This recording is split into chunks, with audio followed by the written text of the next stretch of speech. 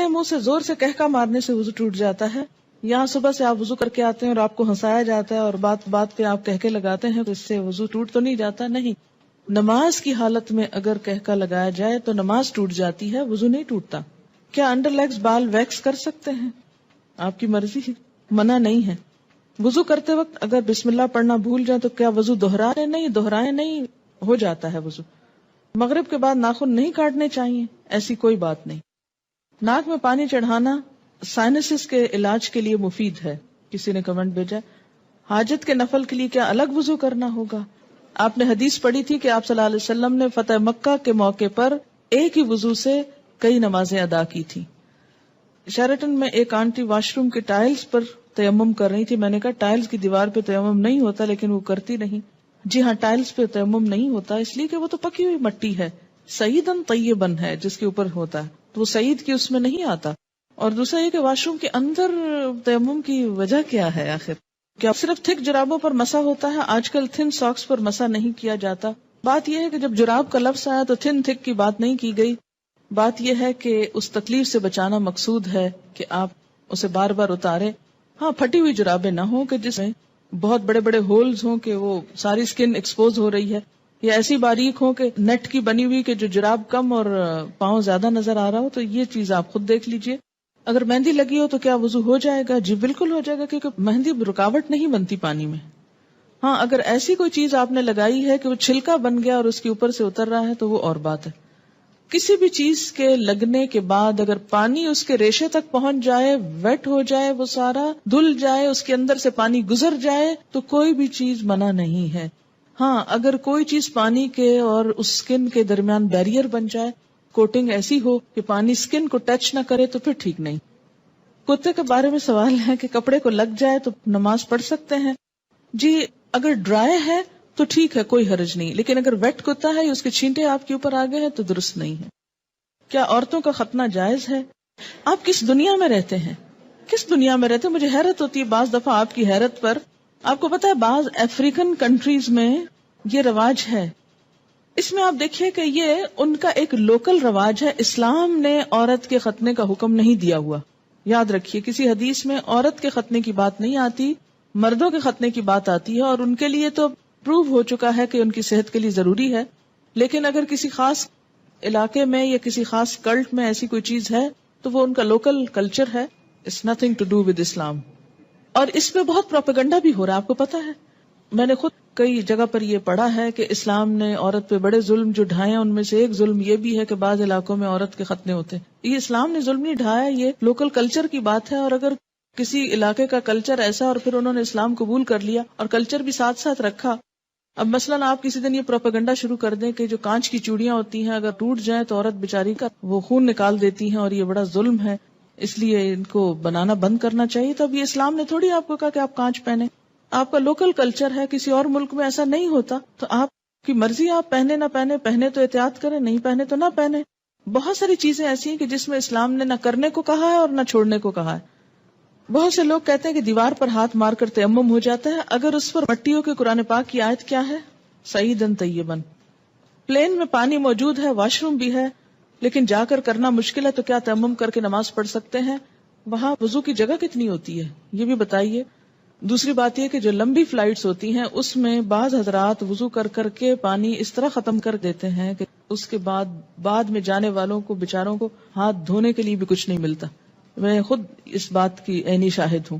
اس لیے جہاں پانی صرف وقتی استعمال کے لیے رکھا گیا ہو وہاں آپ اس سے زیادہ استعمال کر کے دوسروں کا حق نہ ماریں. ہاں، آپ پوچھ لیں جہاز والوں سے کہ اس میں 300 لوگوں کے وضو کا اہتمام ہے تو ٹھیک ہے، کر لیں. اگر غسل کرنے کے بعد استنجا کیا جائے تو کیا وضو قائم رہے گا؟ نہیں. اگر صابن لگاتے ہوئے یا ویسے دوبارہ انسان کا ہاتھ ایسی جگہ کو چھو جائے کہ جس کے چھونے سے وضو ٹوٹ جاتا ہے تو غسل کے بعد پھر دوبارہ وضو کرنا ہوگا. کیا وضو کے بغیر حدیث کے ٹیکسٹ کو چھوا جا سکتا ہے؟ چھوا جا سکتا ہے.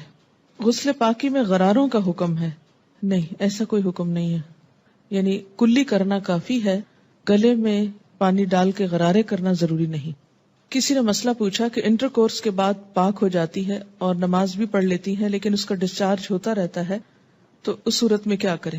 ایک دفعہ نہانے سے پہلے اپنی طرف سے پوری صفائی کر لی جائے، اگر اس کے بعد کوئی ایسی چیز ہو تو دوبارہ بس وضو ہی کافی ہے۔ کیا ریزر کا استعمال کر سکتے ہیں؟ جی کر سکتے ہیں۔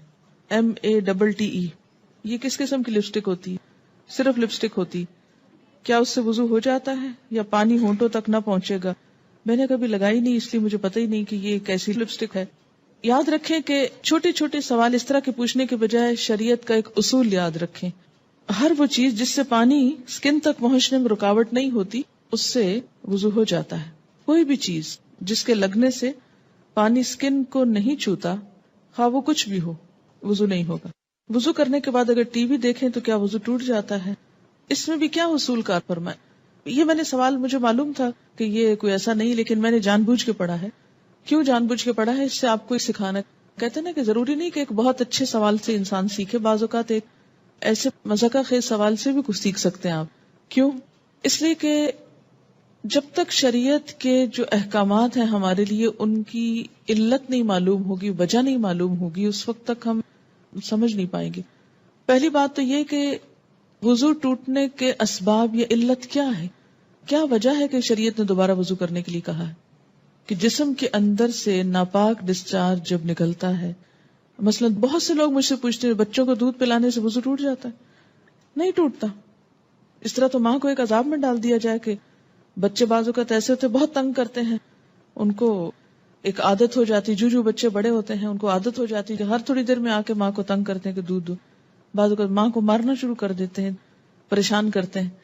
اب ماں صرف اس لیے مار کھاتی رہے کہ میرا وضو ہے، اور بعض اوقات یہ کہ 2 سنت پڑھی آپ نے اور فرض پڑھنے کے درمیان میں بچے نے شور مچانا شروع کر دیا، بجائے اس کے کہ آپ فرض پڑھیں، آپ پہلے کیا کریں، اسے دودھ پلا لیں، اور آپ اس لیے نہ پلائیں کہ وہ میرا وضو نہیں رہے گا تو بچہ شور مچا مچا کے سب کو جگا ڈالے، اور پھر یہ کہ آپ نماز میں بھی کوئی توجہ نہ ہو کہ وہ چیختا ہے چلاتا رہے، میں پہلے نماز پوری کر لوں پھر دودھ پلاؤں گی۔ تو اسلام نے ایسے احکام نہیں دیے، اس میں کیا حکم ہے کہ آپ دودھ پلا سکتی۔ اسی طرح بعض اوقات زکام ہو جاتا ہے آپ کو، تو زکام سے وضو نہیں ٹوٹتا آپ کا، اگرچہ وہ ناک سے کوئی ناپاک ڈسچارج بھی نہیں، لیکن اس کو صاف بھی نہیں کہہ سکتے، طیب میں نہیں آتا، ہاں اس سے بھی وضو نہیں ٹوٹتا۔ اسی طرح آنسو ہے، آنسو سے بھی وضو نہیں ٹوٹتا، کہ ایک شخص کو گھنٹہ رو لیا ہے اور اس کے بہت آنسو بہ لیے، تو اس سے بھی اگر زیادہ بہا سکتا تو بہا لے اپنا دل ٹھنڈا کرنے کو، وضو نہیں ٹوٹے گا۔ ٹھیک ہے، تو عربی میں ایک اصطلاح استعمال ہوتی ہے، اگر وہ یاد رہے آپ کو تو بہت آسانی ہو جائے گی، کہ سبیلین سے جو کچھ نکلتا ہے اس سے وضو ٹوٹتا ہے۔ سبیلین 2 راستوں کو کہتے ہیں، یعنی ناپاک ڈسچارج کے 2 راستے جو ہیں، سبیل کہتے ہیں نا راستے کو، تو سبیلین دونوں راستوں سے، اور اس سے مراد یعنی یہ ایک ٹرم استعمال کی جاتی ہے بجائے ان دونوں جگہوں کے نام لینے کے۔ گفتگو میں جو الفاظ انسان استعمال کرتا ہے اس سے انسان کی شخصیت کی عکاسی ہوتی ہے کہ اس کا مزاج کیسا ہے۔ جن کا مزاج گندا ہو وہ گندی باتیں کرنے اور گندے الفاظ بولنے کو انجوائے کرتے ہیں، لیکن ایمان، گندگی اور ناپاکی اور یہ تمام چیزیں جو ہیں یہ ایک دوسرے کی ضد ہیں، یہ انسان کی ضروریات میں سے تو ہیں، اسی لیے انسان کیا کہتا ہے، اپنی ضرورت سے فارغ ہونا۔ ایک بہترین لفظ ہے جو مطلب بھی پورا کرتا ہے اور ان الفاظ میں بھی کوئی قباحت نہیں ہے، کوئی شناعت نہیں ہے۔ تو اسی طرح جب سبیلین کا لفظ بولا جاتا ہے تو اس لفظ کے سمجھنے میں آپ کو تو دقت نہیں ہے، کیونکہ آپ عربی پڑھتے ہیں، قرآن پڑھتے ہیں، آپ کو اتنا معلوم ہے لفظ۔ جو چیز وضو لازم کرتی ہے وہ کیا ہے؟ سبیلین سے کسی چیز کا اخراج، ڈسچارج۔ ٹھیک، بعض ڈسچارجز سبیلین سے صرف وضو کو ضروری کرتے ہیں اور بعض سے غسل بھی فرض ہو جاتا ہے۔ ٹھیک، جہاں تک خون کے نکلنے کا تعلق ہے، سبیلین کے علاوہ اگر جسم کے کسی حصے سے خون نکلتا ہے، مثلا دانت سے نکسیر پھوٹ گئی، کہیں اور کٹ لگ گیا، جسم سے خون نکل آیا، اس کے بارے میں 2 آراء ہیں، اختلاف ہے۔ سبیلین میں کوئی اختلاف نہیں، یاد رکھیے، سبیلین کے اخراج میں کوئی بھی اختلاف نہیں، سب کے ہاں ایسے ڈسچارج سے کسی بھی چیز کے نکلنے سے وضو نہیں رہتا، لیکن خون اگر سبیلین میں سے نکلے تو وضو نہیں رہے گا، مگر جسم کے کسی اور حصے سے، مثلا دانت سے، ناک سے یا ہاتھ سے، اس کے بارے میں 2 رائے ہیں۔ 2 کون سی رائے ہیں؟ ایک رائے یہ ہے اگر اتنا نکلے کہ ایک قطرہ بن کے بہہ جائے، بہنے والا خون نکلے تو وضو نہیں رہتا. ٹھیک ہے، بہنے سے مراد کیا ہے؟ مثلاً کٹ لگا، پہلے رستا رہا، پھر کٹھا ہوا، کٹھا ہو کے ڈراپ گر گیا تو وضو ٹوٹ گیا. ایک یہ رائے. دوسری رائے کیا ہے اس میں کہ نہیں، اس سے وضو نہیں ٹوٹتا، اور وہ دلیل کیا دیتے ہیں کہ حضرت عمر رضی اللہ تعالیٰ عنہ کو جب نماز میں شہید کیا گیا تھا تو انہوں نے نماز چھوڑی نہیں، یا حضرت علی رضی اللہ تعالیٰ عنہ کا جب تیر نکالا گیا تھا نماز کی حالت میں تو انہوں نے نماز توڑی نہیں تھی. ظاہر ہے تیر نکلا تو کیا خون نہ نکلا؟ نکلا نا.